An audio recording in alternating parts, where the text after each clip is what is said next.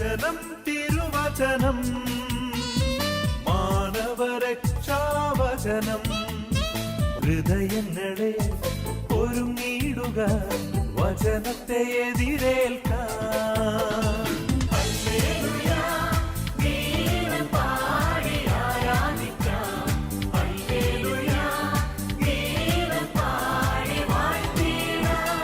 യേശുവിലെ സ്നേഹം നിറഞ്ഞവരെ, ഈ കാലഘട്ടത്തിൻ്റെ സങ്കീർത്തനത്തിൽ ഇപ്രകാരം നമ്മൾ പാടുന്നുണ്ട്.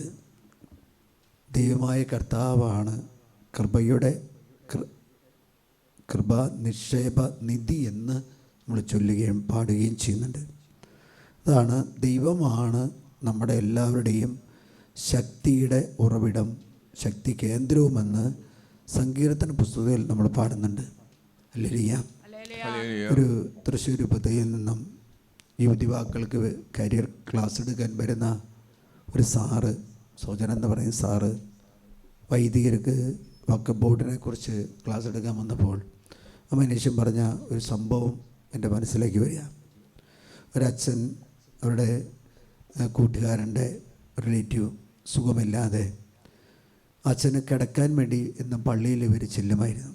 അപ്പോൾ കൂട്ടുകാരനാണ് ചെല്ലുന്നത്, റിലേറ്റീവ് ആയതുകൊണ്ട് ആ കൂട്ടുകാരനച്ഛൻ ഈ റിലേറ്റീവ് അച്ഛന് സുഖമില്ലാത്തത് കൊണ്ട് അച്ഛനെ സഹായിക്കാൻ വേണ്ടി അച്ഛൻ്റെ മുറിയുടെ തൊട്ടപ്പുറത്തുള്ള മുറിയിൽ എല്ലാ ദിവസവും ഈ പയ്യൻ പോയി കിടക്കും. അച്ഛൻ എന്തെങ്കിലും ആവശ്യമുണ്ടെങ്കിൽ അച്ഛൻ അവനെ വിളിക്കും കാര്യങ്ങൾ ചെയ്യാൻ വേണ്ടിയാണ്. അങ്ങനെ ഒരു ദിവസം ഈ കൂട്ടുകാരന് എന്തോ അത്യാവശ്യമായിട്ട് പോകേണ്ടി വന്നപ്പോൾ അത് ഈ സാറിനെ ഏൽപ്പിച്ചു. സാറ് അന്ന് പഠിച്ചുകൊണ്ടിരുന്ന കാലഘട്ടമാണ്. ഇപ്പോൾ സെൻറ്റ് തോമസ് കോളേജിൽ പ്രൊഫസറാണ്. അപ്പോൾ ഈ സാറ് പോയി ഈ അച്ഛനെ സഹായിക്കാൻ വേണ്ടി തൊട്ടടുത്ത മുറിയിൽ കിടന്നു. ഒരു 2:45 അച്ഛൻ്റെ മുറിയിൽ നിന്നും അനക്കം കേട്ട് ഈ സാറ് എഴുന്നേറ്റു. സാറ് എഴുന്നേറ്റ് അപ്പോൾ അച്ഛൻ വിളിക്കാത്തത് കൊണ്ട് അച്ഛൻ്റെ മുറിയിലേക്ക് ചെന്നില്ല. എന്നാൽ കുറച്ച് നേരം കഴിഞ്ഞപ്പോൾ ഈ പയ്യൻ കാണുന്നത്, സോജൻ കാണുന്നത്, അച്ഛൻ മുറിയിൽ നിന്ന് എഴുന്നേറ്റ് പുറത്തേക്ക് പോകുന്നതാണ് കാണുന്നത്. സുഖമില്ലാത്തൊരച്ഛനാകുമ്പോൾ പുറത്തേക്ക് പോകുമ്പോൾ അരികിലേക്ക് വിളിക്കേണ്ടത് ആവശ്യമാണ്. പക്ഷേ ഇവൻ എന്ത് ചെയ്തെന്ന് വെച്ചാൽ ഇവനൊന്നും ചോദിക്കാതെ ഈ അച്ഛൻ്റെ പിറകിലൂടെ ഇവൻ അങ്ങ് നടന്നു ചെന്നു. അച്ഛൻ അങ്ങ് നടന്നു പോയി അച്ഛൻ ചെയ്ത പ്രകാരമാണ്. അച്ഛൻ പള്ളി തുറന്നു. ആ പള്ളിയുടെ എന്ന് പറഞ്ഞാൽ അച്ഛൻ്റെ മുറിയുടെ ആ വരാന്തയിലൂടെ പോയാൽ പള്ളിയുടെ അൾത്താരയുടെ ഭാഗത്ത് കയറാൻ പറ്റും. അൾത്താരയുടെ ഭാഗത്ത് തുറന്ന് പള്ളിയുടെ മുറി തുറന്ന് അച്ഛൻ അവിടെ പ്രാർത്ഥിക്കാൻ തുടങ്ങി. ആ അച്ഛനെക്കുറിച്ച് സാറ് പറയുന്ന പ്രകാരമാണ്, എത്ര രോഗമുണ്ടായാലും ഡോക്ടർമാരെത്ര കർശനമായിട്ട് നിയന്ത്രണങ്ങളുണ്ടെങ്കിലും 2:45-3 മണി എന്നൊരു സമയം പുലർച്ചയ്ക്കുണ്ടെങ്കിൽ ഈ പുരോഹിതൻ ആ ദിവ്യകാരുണ്യത്തിന് മുമ്പിൽ വന്ന് പ്രാർത്ഥിക്കുമായിരുന്നു. അങ്ങനെ ഈ പയ്യൻ ഈ അച്ഛനോട് ചോദിച്ചു, അച്ഛാ എന്തുകൊണ്ടാണ് ഈ 2:45 അല്ലെങ്കിൽ 3 മണി 3:30 സമയത്ത് അച്ഛൻ ദിവ്യകാരുണ്യത്തിന് മുമ്പിലിരുന്ന് പ്രാർത്ഥിക്കുന്നത്? ചുമ്മാ പ്രാർത്ഥിക്കുകയല്ല, മുട്ടുകുത്തി കൈകൾ വിരിച്ച് കർത്താവിനോട് നിലവിളിച്ച് പ്രാർത്ഥിക്കുന്നത് ആർക്ക് വേണ്ടിയാണെന്ന് വെച്ചാൽ തൻ്റെ ഇടവക ജനത്തോട് കരുണ കാണിക്കണമേ, അവർക്ക് കൃപ കാണിക്കണമേ എന്ന് പറഞ്ഞാണ് ഈ പുരോഹിതൻ നിലവിളിച്ച് പ്രാർത്ഥിക്കുന്നത്. Hallelujah, hallelujah, hallelujah. അപ്പോൾ അച്ഛൻ ഈ പയ്യനോട് പറഞ്ഞത് ഇപ്രകാരമാണ്, നമ്മുടെ എല്ലാവരുടെയും ശക്തിയുടെ ഉറവിടം ദൈവമായ കർത്താവാണ്. 18-ാം സങ്കീർത്തനത്തിൽ 2-3 തിരുലിഖിതത്തിൽ അത് നമ്മൾ വായിക്കുന്നുണ്ട്. ഈ കാലഘട്ടത്തിൽ പല മാസികകളിലും അത് പ്രത്യക്ഷപ്പെടുന്നുണ്ട്. കാരണം ഇന്ന് നമ്മുടെ ശക്തിയുടെ കേന്ദ്രങ്ങളെല്ലാം നമുക്ക് നഷ്ടപ്പെട്ടുകൊണ്ടിരിക്കുക. അല്ലെങ്കിൽ ദൈവവുമായിട്ടുള്ള സൗഹൃദങ്ങൾ, ദൈവമായിട്ടുള്ള ബന്ധങ്ങൾ, ദൈവമായിട്ടുള്ള കൂട്ടുകെട്ടുകൾ, ദൈവവുമായിട്ടുള്ള ചങ്ങാത്തങ്ങൾ നഷ്ടപ്പെട്ട് മനുഷ്യനും തമ്മിലുള്ള കൂട്ടുകെട്ടും മനുഷ്യനും തമ്മിലുള്ള സൗഹൃദങ്ങളും കൂടിക്കൊണ്ടിരിക്കുക. വാട്സപ്പ് ഗ്രൂപ്പുകളുടെ കാലഘട്ടമാണല്ലോ. വാട്സപ്പ് ഗ്രൂപ്പിൽ നിരന്തരം പോസ്റ്റിംഗ് ആണ്. പഴയ ക്ലാസ്സിൽ പഠിച്ചവരും അതിനുശേഷം പഠിച്ചവരും പിന്നീട് പഠിച്ചവരും ഉദ്യോഗസ്ഥന്മാരെല്ലാവരും. അപ്പോൾ സൗഹൃദങ്ങൾ ഇന്ന് മനുഷ്യനുമായിട്ട് മാറിക്കൊണ്ടിരിക്കുക. അതുകൊണ്ട് 18-ാം സങ്കീർത്തനത്തിൽ 2 തൊട്ടുള്ള തിരുവചനത്തിൽ ഇപ്രകാരമാണ് അവിടെ നമ്മൾ വായിക്കുന്നത്, അങ്ങാണ് എന്റെ രക്ഷാശിലയും കോട്ടയും, എന്നാ ആദ്യമായി കർത്താവേ കർത്താവേ എന്റെ ശക്തിയുടെ ഉറവിടമേ, എൻ്റെ ശക്തിയുടെ ഉറവിടമേ, ഞാൻ അങ്ങയെ സ്നേഹിക്കുന്നു. ഞാനങ്ങേ. അപ്പോൾ ഈ സങ്കീർത്തനം പറയാണ്, എന്തുകൊണ്ടാണെന്ന് വെച്ചാൽ അതിൻ്റെ മുകളിൽ പറഞ്ഞിട്ടുണ്ട്, ഇത് വിജയത്തിൻ്റെ സ്തോത്രഗീത അല്ലേ, സങ്കീർത്തനമാണ്. അതായത് ദാവീദ് രാജാവ് ശത്രുവിനെ തോൽപ്പിച്ചിട്ട് ദൈവത്തിൻ്റെ മുമ്പിൽ ദൈവത്തിന് നന്ദി പറയുന്ന ഒരു സങ്കീർത്തനമാണ് ഈ 18ാമത്തെ സങ്കീർത്തനം. ഹല്ലേലൂയ. കൃതജ്ഞതാ സ്തോത്ര ഗീതമെന്നാണ് പറയുന്നത്. അത് തന്നെ പ്രകാരമാണ് ദാവീദിൻ്റെ കീർത്തനം എന്ന് പറയുന്നത്. സകല പിശാചുകളെയും ഈ ദാവീദിനെതിരെ പ്രവർത്തിക്കുന്ന സകല ശക്തികളെയും തോൽപ്പിച്ചപ്പോൾ ദൈവമാണ് അതിന് ശക്തി തന്നതെന്ന് ദൈവത്തിന് മുമ്പിൽ അവൻ വിളിച്ചു പറയുന്ന ഒരു സങ്കീർത്തനമാണ്. കർത്താവേ, അങ്ങാണ് എൻ്റെ ശക്തിയുടെ കേന്ദ്രം, ഞാനങ്ങേ സ്നേഹിക്കുന്നു. വീണ്ടും പറയാണ്, അങ്ങാണ് എന്റെ രക്ഷാശിലയും കോട്ടയും കോട്ട, വിമോചകനും എൻ്റെ ദൈവവും എനിക്ക് അഭയം തരുന്ന പാറയും എന്റെ പരിചയം രക്ഷാശൃംഗവും എൻ്റെ രക്ഷാശൃംഗവും അഭയകേന്ദ്രവും. ഇതാണല്ലോ നമ്മൾ വചനത്തിൽ വായിക്കുന്നത്. പരിച, ദൈവവചനമാകുന്ന പരിച. വാളെടുത്ത് എന്ത് ചെയ്യണം? യുദ്ധം ചെയ്യാനായിട്ട് എന്നെ ശക്തനാക്കണമെന്ന് ലേഖനത്തിൽ നമ്മൾ വായിക്കുന്നു. ഹല്ലേലൂയ. വീണ്ടും പറയാണ്, സുദീർഘനായ കർത്താവിനെ ഞാൻ വിളിച്ചപേക്ഷിക്കുന്നു, അവിടുന്ന് എന്നെ ശത്രുക്കളിൽ നിന്ന്. അതായത് ഈ ദാവീദിൻ്റെ ശത്രുക്കളെ തോൽപ്പിക്കാൻ വേണ്ടി ദാവീദ് കരങ്ങൾ ഉയർത്തി കർത്താവിനോട് പ്രാർത്ഥിച്ചപ്പോൾ കർത്താവ് ചെയ്തൊരു കാര്യമാണ്, ദാവീദിനെതിരെയുള്ള ശത്രുക്കളെ തോൽപ്പിക്കാൻ വേണ്ടി ദൈവം ഇറങ്ങി വന്ന് യുദ്ധം ചെയ്തു. കഷ്ടതയിൽ ഞാൻ കർത്താവിനെ വിളിച്ചപേക്ഷിച്ച് എൻ്റെ ദൈവത്തോട് ഞാൻ സഹായത്തിനായി നിലവിളിച്ചു. അവിടുന്ന് തന്റെ ദേവാലയത്തിൽ നിന്നും എൻ്റെ അപേക്ഷ കേട്ട് എൻ്റെ നിലവിളി അവിടുത്തെ കാതുകളെത്തി. അതിന് ഉത്തരം വീണ്ടും പറയാണ്. 37 തൊട്ടുള്ള സങ്കീർത്തനത്തിൻ്റെ വാക്കുകളിൽ ഉത്തരം പറയാണ്, ഞാൻ എൻ്റെ ശത്രുക്കളെ ഞാൻ പിന്തുടർന്ന് പിടിച്ചു. അവരെ സംഹരിക്കുമ്പോൾ അവിടെ പ്രകാരം പറയാണ്, എന്റെ പാത അങ്ങ് വിശാലമാക്കി. അപ്പൊ ഇടുങ്ങിക്കിടക്കുന്ന, പ്രാർത്ഥിക്കാതെ കിടക്കുന്ന ഒരു മനുഷ്യന്റെ പാത ഇടുങ്ങിക്കിടക്കും. പ്രാർത്ഥിക്കുന്നവന്റെ പാത വിശാലമാക്കി മാറ്റും. വീണ്ടും പറയാണ്, എന്റെ കാലുകൾ വഴുതിയില്ല. തെന്നുന്ന വഴിയിലൂടെ പോയാൽ പ്രാർത്ഥിക്കാത്ത വ്യക്തിയാണെങ്കിൽ വീഴാൻ സാധ്യതയുണ്ട്. പ്രാർത്ഥിക്കുന്ന വ്യക്തിയാണെങ്കിൽ വീഴില്ല. അപ്പോൾ തെന്നുന്ന പാതയിലൂടെ ഞാൻ പോയി, പക്ഷെ ഞാൻ വീണില്ല. കർത്താവ് എന്നെ കാത്തു സൂക്ഷിച്ചു. തൊട്ടടുത്ത വചനം പറയാം, എന്റെ ശത്രുക്കളെ ഞാൻ പിന്തുടർന്ന് പിടിച്ചു. അപ്പോൾ എന്നെ വിശാലമാക്കി, ഞാൻ വീണില്ല. അങ്ങനെ വന്നപ്പോൾ ഞാൻ എൻ്റെ ശത്രുക്കളെ പിന്തുടർന്ന് ഞാൻ പിടിച്ചു. അവരെ സംഹരിക്കുമ്പോഴും ഞാൻ പിൻവാങ്ങിയില്ല. എഴുന്നേൽക്കാനാവാത്ത വിധം അവരെ ഞാൻ തകർത്തു.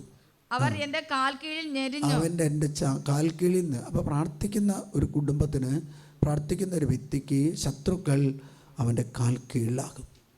ഹല്ലേലൂയ. സങ്കീർത്തനം വലിയ പ്രധാനമുള്ളതാണ്, വലിയ ശക്തിയുടെ ഉറവിടമാണ്. എന്ന് തന്നെയാണല്ലോ കൊരിന്ത്യർക്ക് എഴുതിയ ലേഖനം 1:30 പ്രകാരം നമ്മൾ വായിക്കുന്നുണ്ട്, യേശു ക്രിസ്തുവിലുള്ള നിങ്ങളുടെ ജീവിതത്തിൻ്റെ ഉറവിടം അവിടെ നിന്നാണ്. ഹല്ലേലൂയ. യേശു ക്രിസ്തു. ഹല്ലേലൂയ. ഇവിടെ വർഷങ്ങൾക്ക് മുമ്പ് ഒരു കുടുംബം ഇവിടെ വന്നു. അവർക്ക് വേണ്ടി പ്രാർത്ഥിക്കാം. അവർ പ്രത്യേക ഒരവസ്ഥയിലാണ് വരുന്നത്. ഇവിടെ കുടുംബത്തിൽ ഒരു മാരകമായ രോഗം പിടിപെട്ടു. ആ രോഗം പിടിപെട്ട് ഡോക്ടർമാർ വിധി എഴുതി ചുരുങ്ങിയ കാലങ്ങൾക്കുള്ളിൽ മരിക്കും. അവരിവിടെ വന്നത് ആ രോഗം മാറാൻ വേണ്ടിയാണ്. പക്ഷെ നമ്മൾ ആ കുടുംബത്തിന് വേണ്ടി പ്രാർത്ഥിക്കുമ്പോൾ ആ കുടുംബത്തിൻ്റെ ചില മേഖലകൾ കർത്താവ് കാണിച്ചു തന്നതുകൊണ്ട് ഞാൻ അവരോട് പറഞ്ഞു, നിങ്ങൾ ഈ രോഗത്തിന് വേണ്ടി മാത്രമല്ല പ്രാർത്ഥിക്കേണ്ടത്, നിങ്ങൾ പുലർച്ചയ്ക്ക് എഴുന്നേറ്റ് കർത്താവിൻ്റെ കാരുണ്യവും കർത്താവിൻ്റെ സംരക്ഷണവും ലഭിക്കാൻ വേണ്ടി നിങ്ങൾ കർത്താവിൻ്റെ കരുണയ്ക്ക് വേണ്ടി പ്രാർത്ഥിക്കുക. ഒരു പ്രത്യേക അവസ്ഥയിൽ അവിടുത്തെ ഒരു പയ്യൻ ഒരു പ്രത്യേക സ്ഥലത്ത് കിടക്കുക, പുറത്ത് കാണാൻ പറ്റാത്ത ഒരു തടവിൽ കിടക്കുക. അപ്പോൾ ഞാൻ പറഞ്ഞു പ്രാർത്ഥിക്കുക. അപ്പോൾ അവർ പറഞ്ഞു എത്ര പ്രാർത്ഥിച്ചാലും അവൻ മാനസാന്തരപ്പെടില്ല എന്ന് പറഞ്ഞു. മനുഷ്യൻ പറയുന്നൊരു വാക്കാണ്, എത്ര പ്രാർത്ഥിച്ചാലും ആ കാര്യം നടക്കില്ല. എത്ര പ്രാർത്ഥിച്ചാലും അവൻ മാനസാന്തരപ്പെടില്ല. എത്ര പ്രാർത്ഥിച്ചാലും എൻ്റെ ജീവിത പങ്കാളിക്ക് ഒരു വ്യത്യാസം ഉണ്ടാവില്ല. പിന്നെ പ്രാർത്ഥിച്ചിട്ട് കാര്യമുണ്ടോ?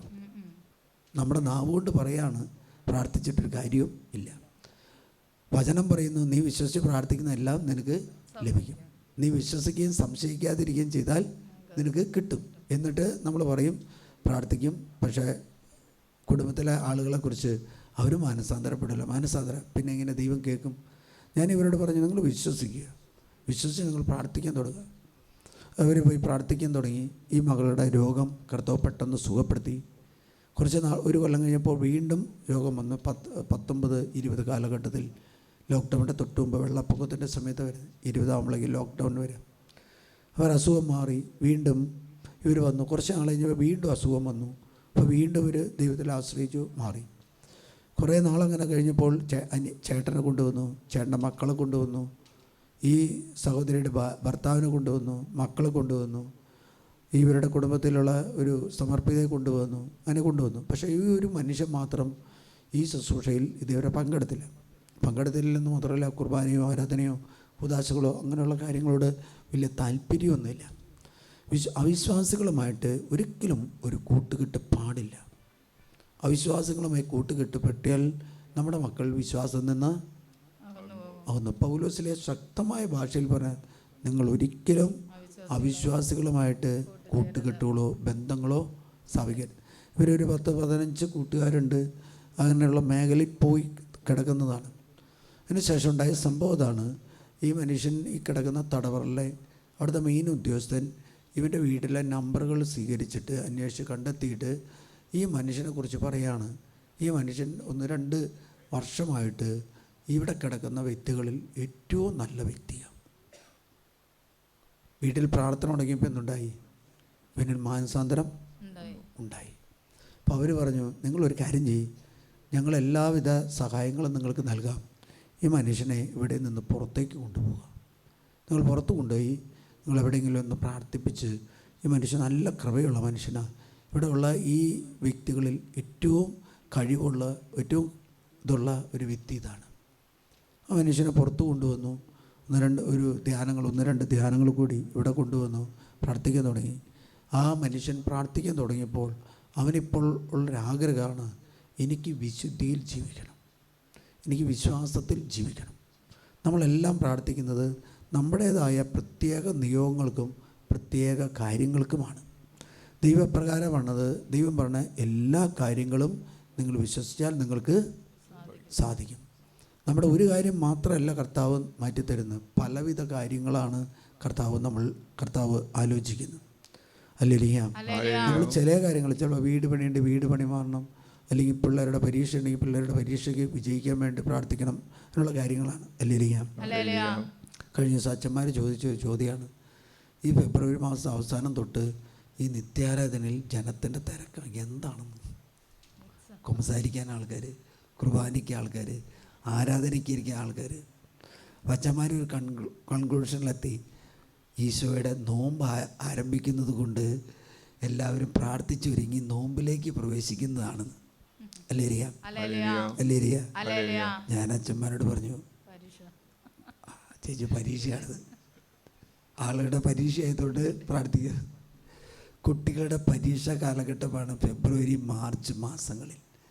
ഈ മാർച്ച് മാസമല്ല, ഏപ്രിൽ മെയ് മാസം യൂണിവേഴ്സിറ്റി പരീക്ഷകൾ നടക്കുന്നത് ഏപ്രിൽ മെയ് മാസങ്ങളിലാണ്. അപ്പോൾ പരീക്ഷയുടെ കാലഘട്ടങ്ങളിൽ ഈ മക്കൾക്ക് വേണ്ടി മാതാപിതാക്കന്മാർ പ്രാർത്ഥിക്കുന്ന ഒരു പതിവ് ഈ കാലഘട്ടത്തിൽ കൂടിയിട്ടുണ്ട്. നല്ലതുമാണ്. Hallelujah hallelujah.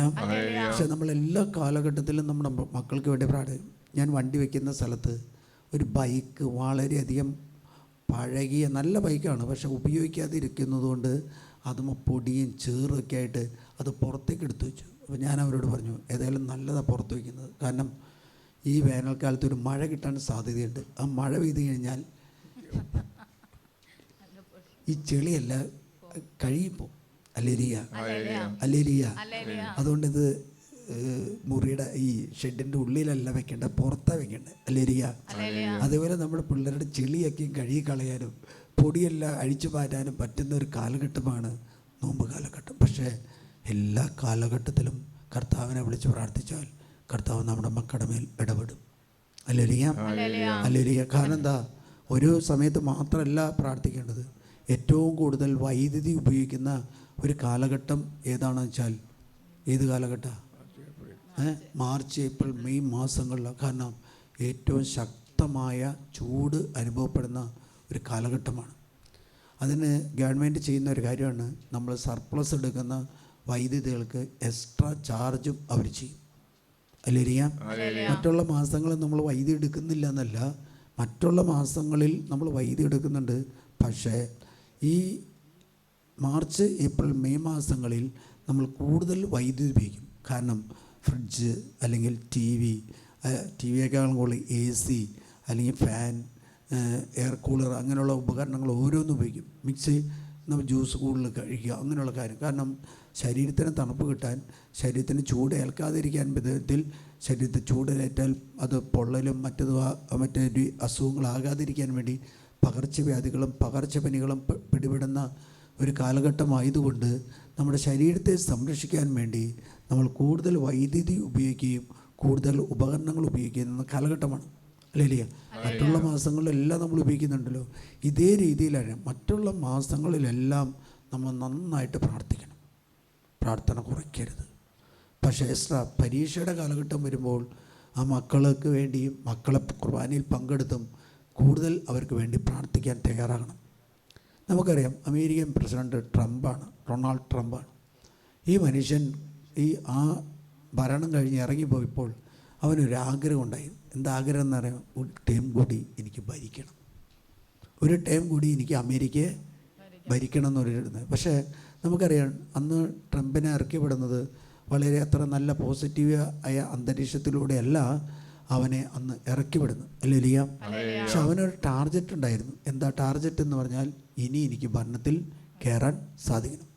ജനം അല്ലെങ്കിൽ അവിടുത്തെ നേതാക്കന്മാരെല്ലാം പറഞ്ഞു, ഇനി ഒരിക്കലും ഈ ട്രംപ് ഭരണത്തിൽ കയറില്ല എന്നാണ് എല്ലാവരും വിചാരിച്ചത്.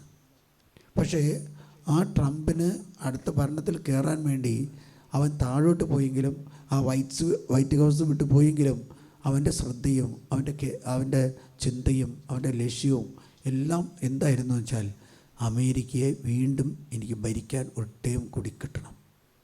ഇലക്ഷൻ സമയത്ത് ആ മനുഷ്യൻ ഇലക്ഷന് വേണ്ടി പ്രചരണത്തിൽ ഇറങ്ങിയപ്പോൾ എല്ലാവരും പറഞ്ഞു, ട്രംപ് തോറ്റുപോകും, ട്രംപ് ഒരിക്കലും ജയിക്കില്ല.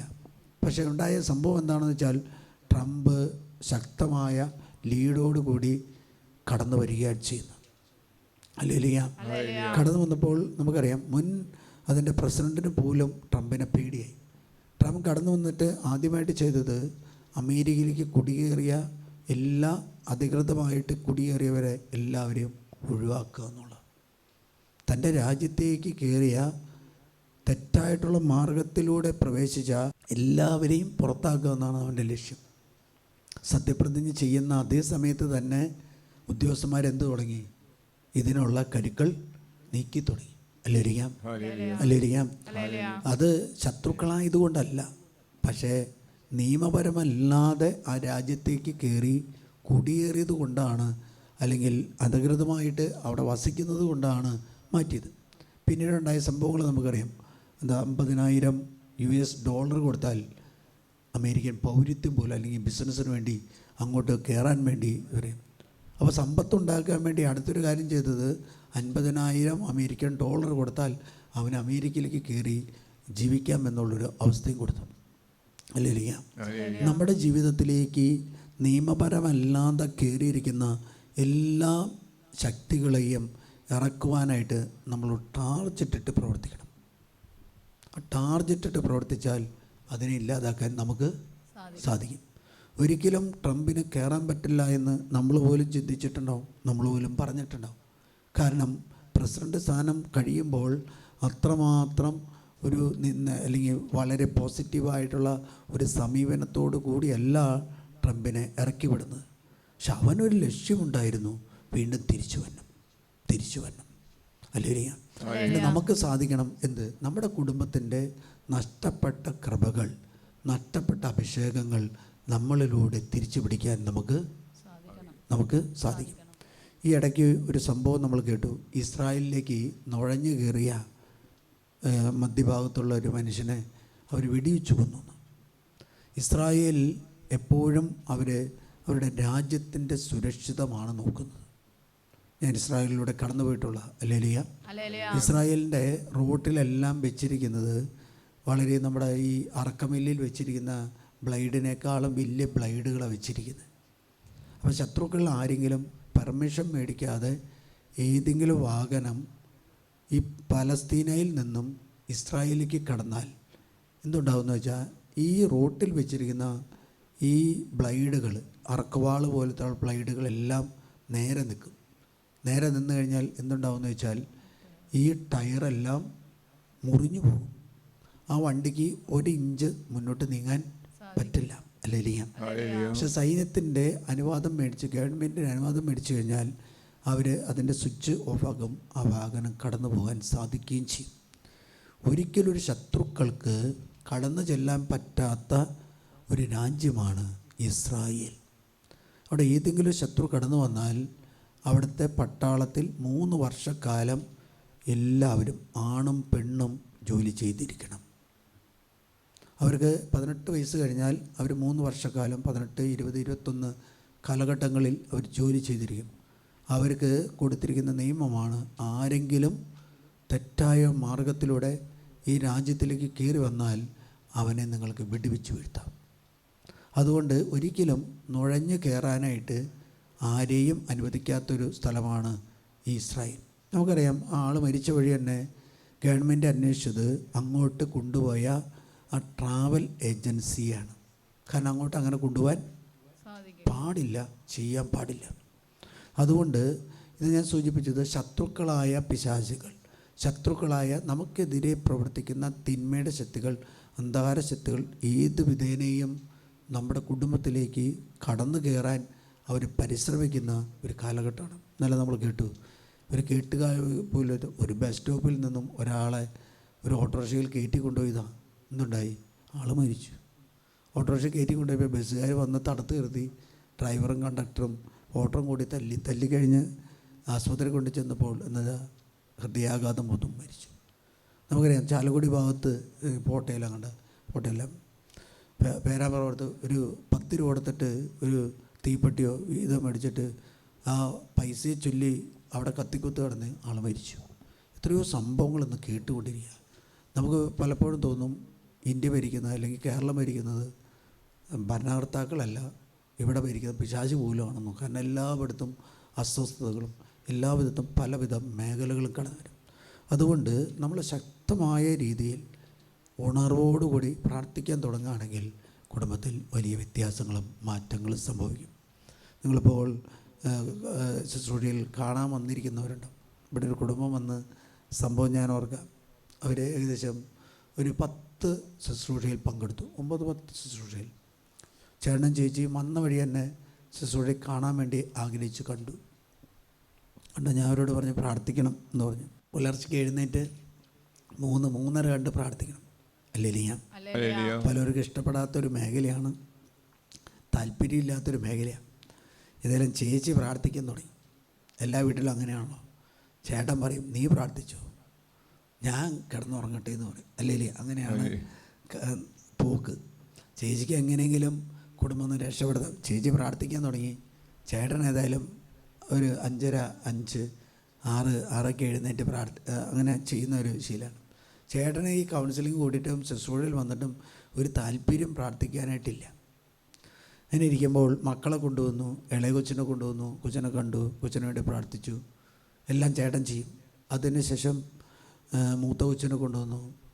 ഇടയ്ക്കുള്ള പയ്യൻ പുറത്താണ്, അവന് അത്രയും വിശ്വാസമൊന്നുമില്ല, പ്രാർത്ഥിക്കാൻ താല്പര്യമൊന്നുമില്ല. അപ്പോൾ മൂത്ത കൊച്ചിനെ കൊണ്ടുവന്നു. അവളൊരു പരീക്ഷയ്ക്ക് വേണ്ടി ഒരുങ്ങാണ്. ആ പരീക്ഷയിൽ വിജയിക്കാൻ വേണ്ടിയാണ് ചേട്ടൻ കൊണ്ടുവന്ന് വന്നിരിക്കുന്നത്. നമ്മൾ ഈ ചേട്ടന് വേണ്ടി, ഈ കുടുംബത്തിന് വേണ്ടി പ്രാർത്ഥിക്കുമ്പോൾ ഈ കുടുംബത്തിൽ ഇവർ ഒരു ഉയർന്ന ഉദ്യോഗസ്ഥരാണ്. അതുകൊണ്ട് ഈ ഉദ്യോഗ തലത്തിൽ പല ടൂറുകളും പല പിക്നിക്കുകളൊക്കെയും പോകാൻ ഇവർക്ക് സാധ്യതയുണ്ട്. ആ സാധ്യതയുള്ള സമയത്ത് എന്ത് ചെയ്തു എന്ന് വെച്ചാൽ അവർ പല വിധത്തിലുള്ള അക്രൈസ്തവ ആരാധന രീതികൾ ചെയ്തു. നമുക്കറിയാം, SLC എഴുതാൻ പോകുന്ന പിള്ളേർ പോലും പരീക്ഷ എഴുതാതെ ട്രിപ്പിന് പോവാം.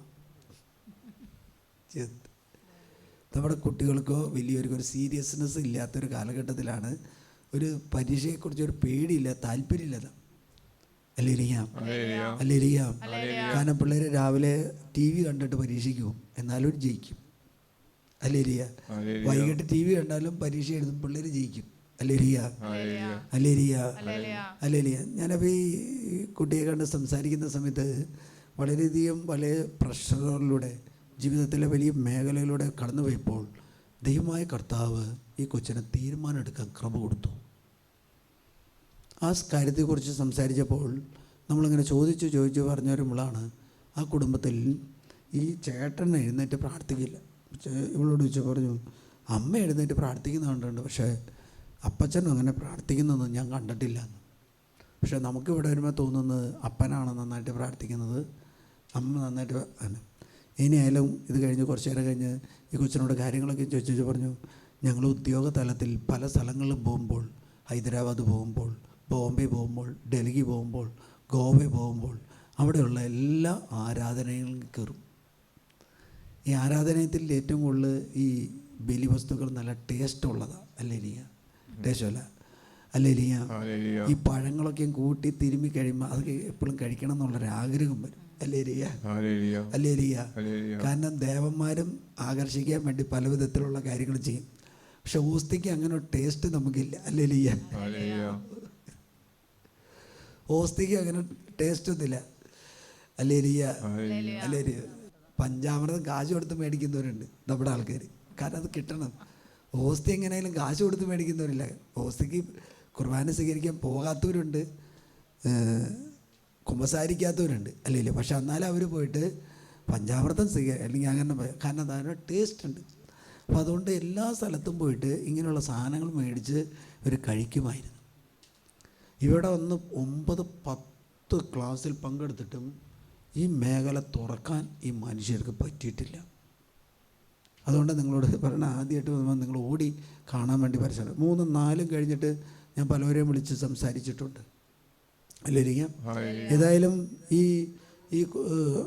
കുടുംബത്തെ, ഈ മകളെയും ഈ അപ്പനമ്മയും എടുത്ത് ഞാൻ സംസാരിച്ചു തുടങ്ങി. അപ്പോൾ എന്നൊക്കെയും പറയും ഇങ്ങനെ. കാരണം നമുക്ക് കാര്യങ്ങൾ വലിയ ഗ്രഹിക്കാൻ പറ്റില്ല. കാരണം ഞാൻ അതാ പറഞ്ഞു, 118-ാം സങ്കീർത്തനത്തിൽ പറഞ്ഞ, കർത്താവേ എൻ്റെ ശക്തിയുടെ ഉറവിടമേ ഞാൻ അങ്ങയാണ്. എൻ്റെ ശക്തിയുടെ ഉറവിടം ദൈവമാണെങ്കിൽ ഞാൻ മറ്റുള്ള ദേവന്മാർക്ക് അർപ്പിച്ച ബലിവസ്തു ഞാനെങ്ങനെ സ്വീകരിക്കും? അതെങ്ങനെ ഞാൻ കഴിക്കും? അത് കഴിച്ചാൽ എന്തുണ്ടാവും? എനിക്ക് രോഗം ഉണ്ടാകും. എൻ്റെ ശക്തി ബ്ലോക്ക് ചെയ്യും. എൻ്റെ ശക്തിക്ക് എനിക്ക് പ്രവർത്തിക്കാൻ പറ്റില്ല.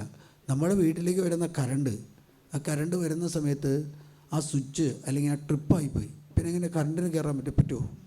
ഇല്ലല്ലോ. ഇപ്പോൾ നമ്മൾ പഴയ കാലത്ത് ഫീസുകൾ പൊട്ടിക്കഴിഞ്ഞാൽ ഫീസ് എടുത്ത് കെട്ടി ആരെങ്കിലും പുറത്തുനിന്ന് ജോലിക്കാർ വന്ന് ചെയ്യണം.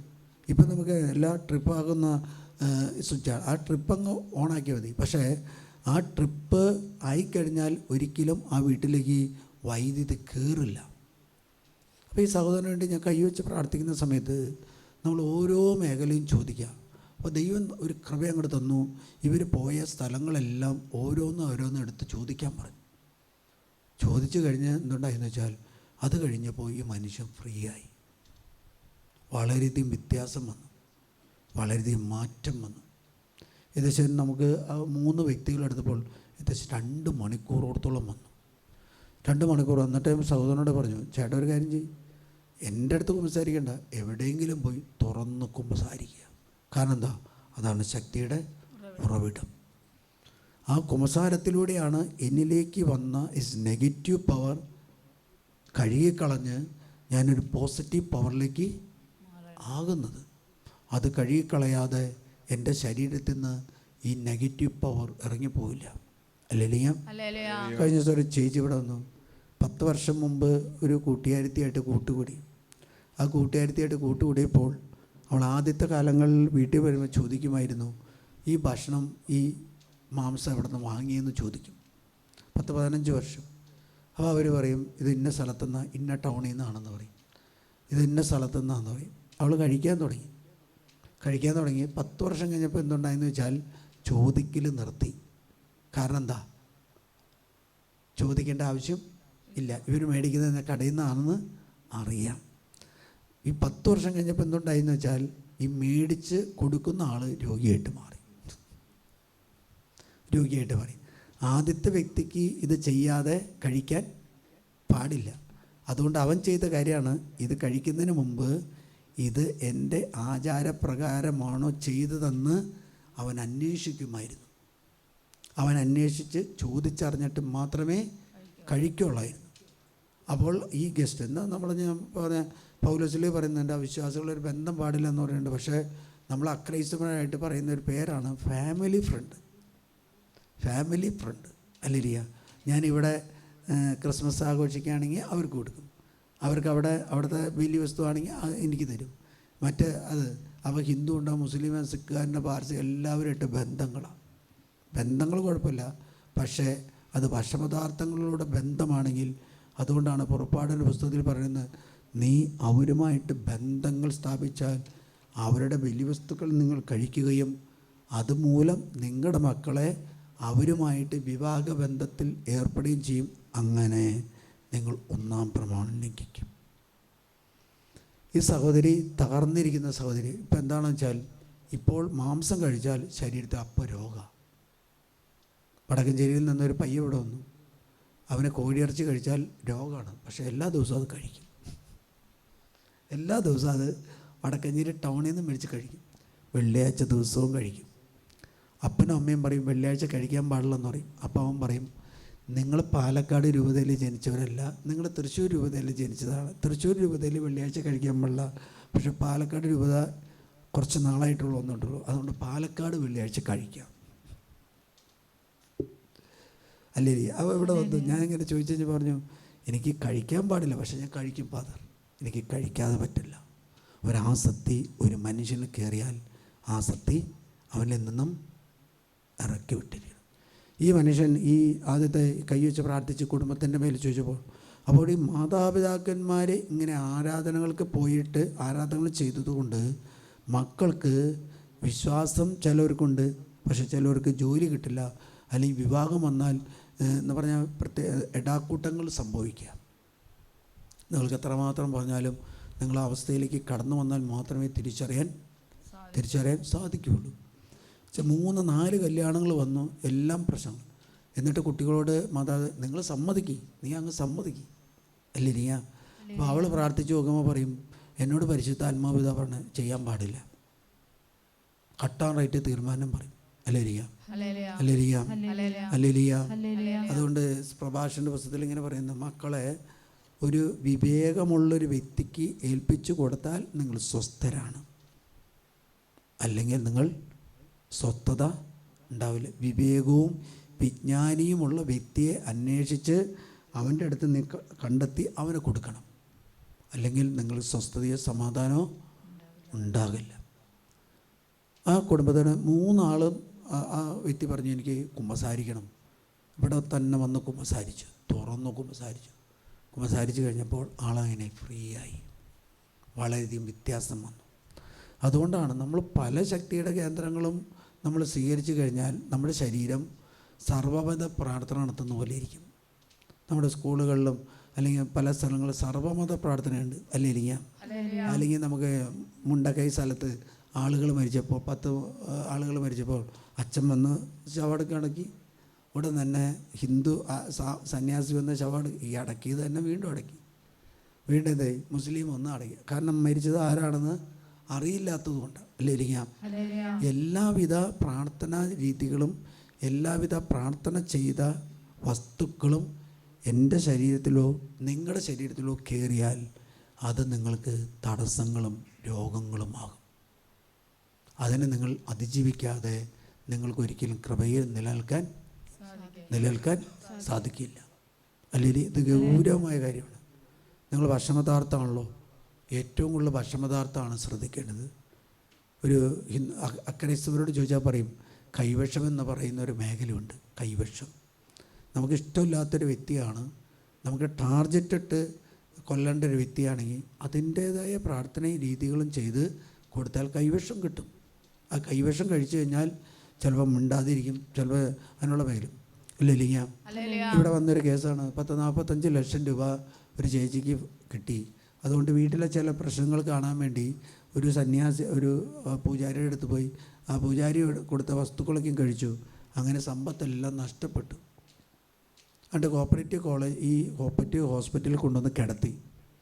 മകൻ അന്വേഷിച്ച് അമ്മയ്ക്ക് ഷെയർ കിട്ടി. ഈ ഷെയർ ആരും ഉണ്ട്. അവൻ എന്നോട് പറഞ്ഞു, അച്ഛൻ വന്നൊരു കാര്യം ചെയ്യണം. എന്താണെന്ന് പറയുമ്പോൾ, എൻ്റെ അമ്മയ്ക്ക് രോഗീലേപനം കൊടുത്തിട്ട് ഒന്ന് മിണ്ടാനുള്ള കൃപ കിട്ടണം. മിണ്ടാനുള്ള. ഞാൻ ചോദിച്ചു, എന്തിനാ? ഈ പൈസകളൊക്കെ അമ്മ എവിടെയാണ് നിക്ഷേപിച്ചത്? അമ്മയ്ക്ക് ഷെയർ കൊടുത്തത് അനീതി കൃത്യമായിട്ട് ബാങ്കിൻ്റെ പോസ്റ്റിംഗ് കാണിച്ചു കൊടുത്തു. എല്ലാം കൃത്യമായിട്ട് പോസ്റ്റ് ചെയ്തതാണ്. അപ്പോൾ ചേച്ചി നല്ലൊരു വീടൊക്കെ പണിതു. വീട് നല്ല പണിക്കാരനെയൊക്കെ അന്വേഷിച്ചു. വാസ്തുശാസ്ത്രം പഠിച്ച ആൾ.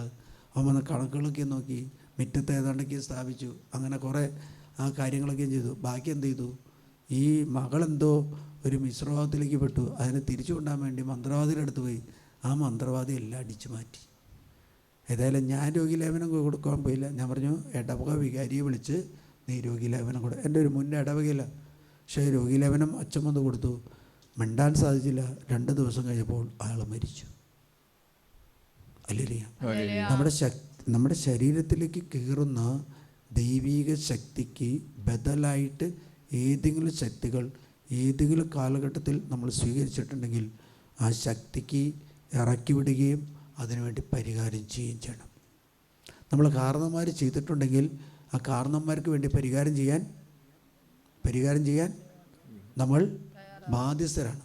നമുക്ക് പരിഹാരം ചെയ്യാൻ പറ്റില്ല. കാരണം പരിഹാരം ഓൾറെഡി നമുക്ക് വേണ്ടി ക്രിസ്തു ചെയ്തു കഴിഞ്ഞു.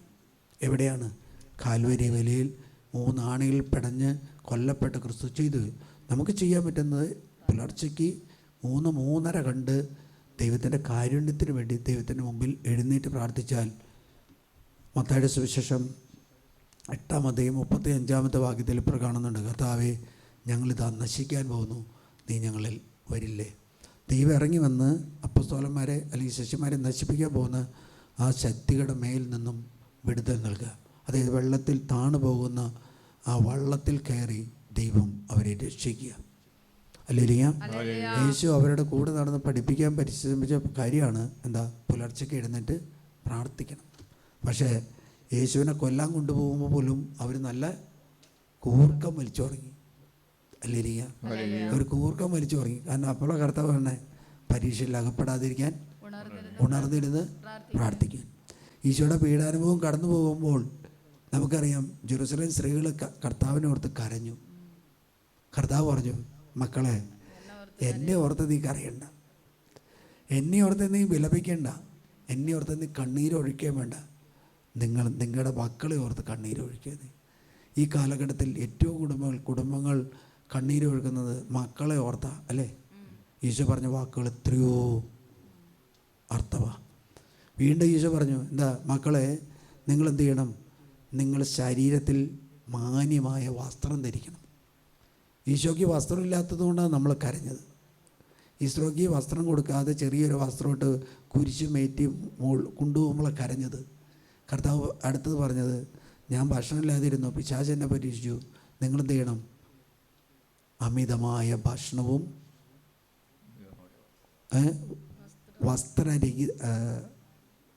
ക്രമരഹിതമായ ആസക്തിയാലും വസ്ത്രത്തിൻ്റെ അതാണ് നിങ്ങൾ ശ്രദ്ധിക്കേണ്ടത്. കർത്താവ് പറഞ്ഞ് കറക്റ്റല്ലേ? ഈ കാലഘട്ടത്തിൽ നമ്മുടെ മക്കൾ ഓരോരുത്തരും ഭക്ഷണപദാർത്ഥങ്ങൾക്ക് അടിമയാണ്. അല്ലേലിയ. വസ്ത്രം വെച്ചാൽ നല്ലത്, കിട്ടിയില്ലെങ്കിലും കുഴപ്പമില്ല.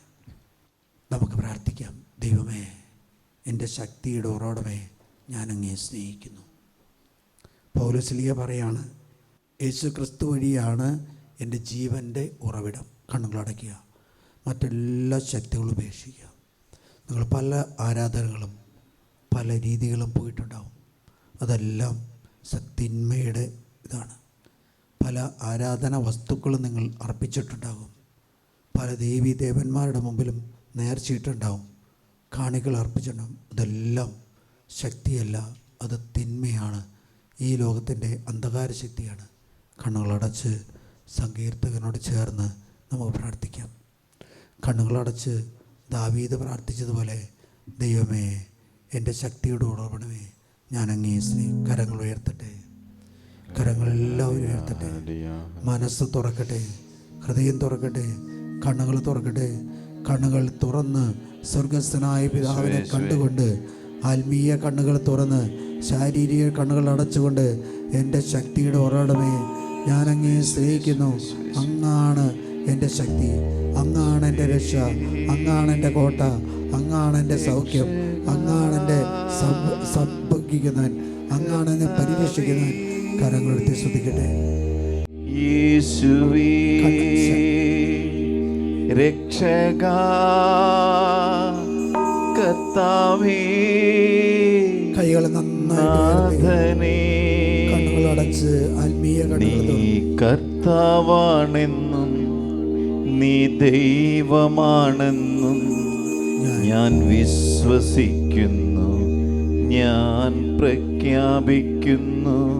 നീ കർത്താവാണെന്നും നീ ദൈവമാണെന്നും ഞാൻ വിശ്വസിക്കുന്നു, ഞാൻ പ്രഖ്യാപിക്കുന്നു. യേശുവേ രക്ഷകാ കർത്താവേ, നാഥനേ, യേശുവേ രക്ഷകാ